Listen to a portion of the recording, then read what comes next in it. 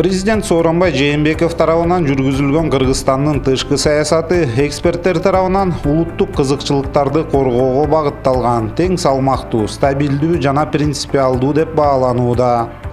Биринчи кадамдар менин оюмча ийгиликтүү болду. Анткени бардык жерде кайсы жерге барбасын жакшы тосуп алып, жогорку деңгээлде тосуп алып, жакшы маанай түзүлдү да.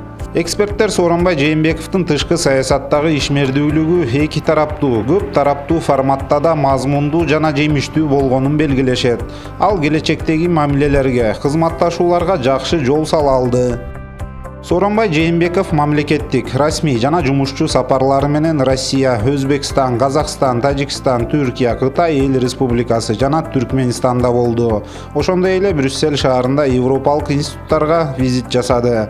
Регионалдык жана эл аралык уюмдардын алкагындагы да жолугушуулар орун алды. Россия Кыргызстан үчүн негизги стратегиялык өнөктөш жана союздаш бойдон калат. Мамлекет башчысы өзүнүн биринчи сапарын Москвага жасады.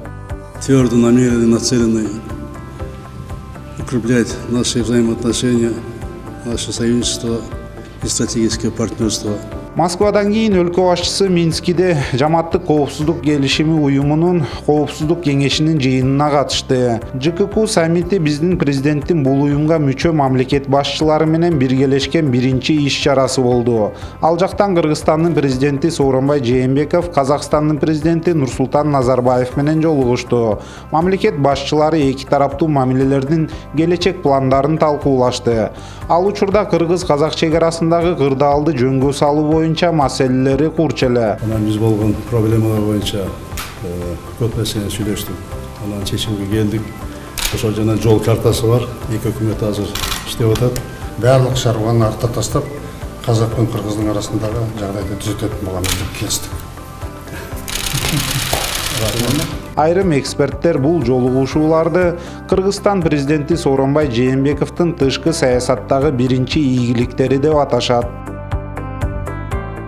Россия менен ар тараптуу байланышты өнүктүрүү жана ИЭПте кызматташуу Кыргызстандын тышкы саясатындагы приоритеттүү багыты. Жогорку Евразиялык экономикалык кеңештин жыйынында Жээнбеков катышуучу өлкөлөргө товарларды байкоо жана маркировкалоонун санариптик технологиясын киргизүүнү, ички атаандаштык күрөштөн качуу жана эл аралык аренада биргелешип аракеттенүүнү, үчүнчү өлкөлөр менен соода экономикалык байланышты кеңейтүүнү, анын ичинде Кытай, Индия, Сингапур менен бирдиктүү кызмат көрсөтүү базарын түзүүнү, Евразиялык өнүктүрүү банкынын ишин чыңдоону сунуштады.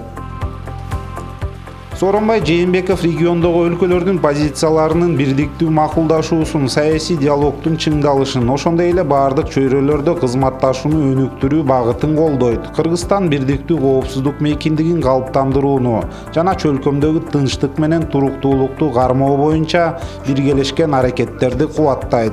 Ошондуктан Жаматтык коопсуздук келишими уюмунун Белоруссиядагы мааракелик сессиясынан соң Кыргызстан президентинин визиттери биринин артынан бири Өзбекстан, Казакстан жана Тажикстанга болду.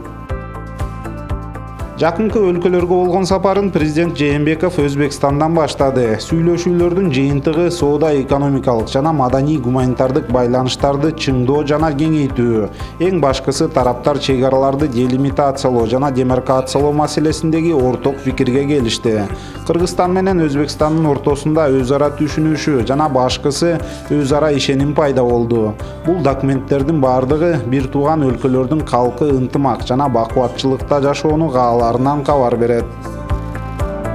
Кыргызстан президентинин Казакстанга болгон визити эки мамлекет ортосундагы мамилелерине бурулуш алып келди. Жээнбеков кыска убакыт аралыгында кыргыз-казак тирешүүсүнөн өлкөнү алып чыгып, Астана менен мамилени жөнгө сала алды. Визит жыйынтыгы менен кыргыз-казак чек арасын демаркациялоо жөнүндө макулдашууга жана кыргыз-казак мамлекеттик чек арасынын режими жөнүндө келишимге кол коюлду. Борбор Азия өлкөлөрүнүн стратегиялык кызыкчылыктары бир. Элдерибиз достук жана ынак коңшу шартында бирге өнүгүшү керек. Аймактык кызматташтыкты элдерибиздин жыргалчылыгы үчүн жаңылап түзүү маселеси турат деп президент Сооронбай Жээнбеков март айында Астанада региондун лидерлери чогулган жыйында билдирди. Ушул жылдын февралында Тажикстан менен Кыргызстан ар кыл багытта, анын ичинде экономика, билим берүү, саламаттыкты сактоо, маданият тармактарында келишим жана программаларга кол койду. 9 биргелешкен документ сүйлөшүүлөрдүн жыйынтыгы болду. Өлкөлөр ортосундагы товар айлантуу өткөн жылы дээрлик 2 эсеге өстү.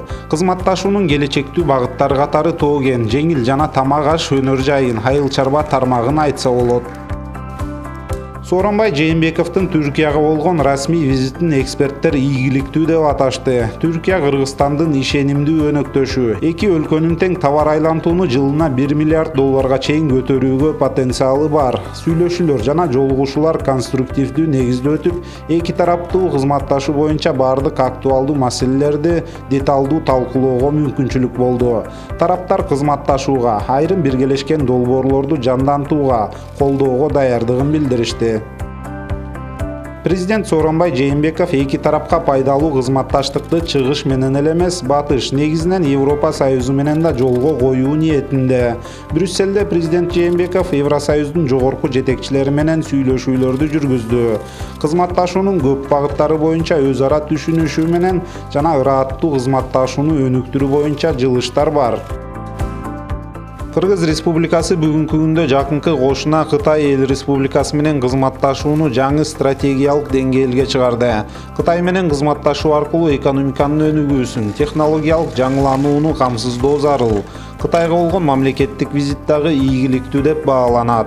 Анын жыйынтыгы боюнча эки тараптуу 10 документке кол коюлду.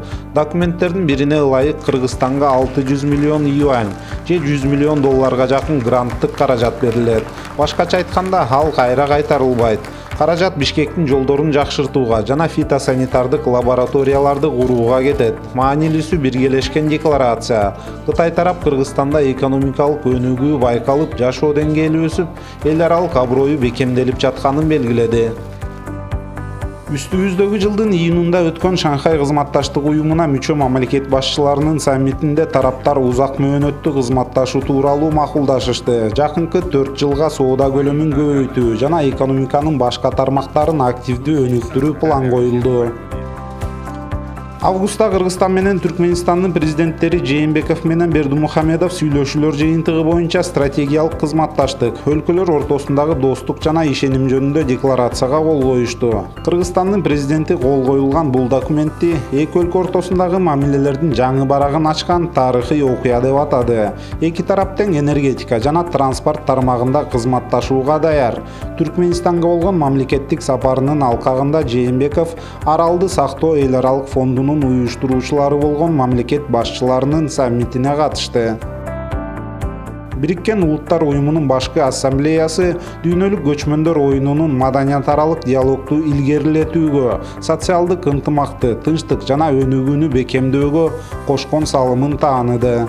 Бул долбоорду дүйнө элдерин өз айланасына чогулта алчу уникалдуу аянтча деп аташууда. Сентябрдын башында 3-чү дүйнөлүк көчмөндөр оюндарынын ачылыш аземине Азербайжандын, Казакстандын, Түркиянын, Өзбекстандын мамлекет башчылары, ошондой эле Венгриянын өкмөт башчысынын келиши күтүлүүдө.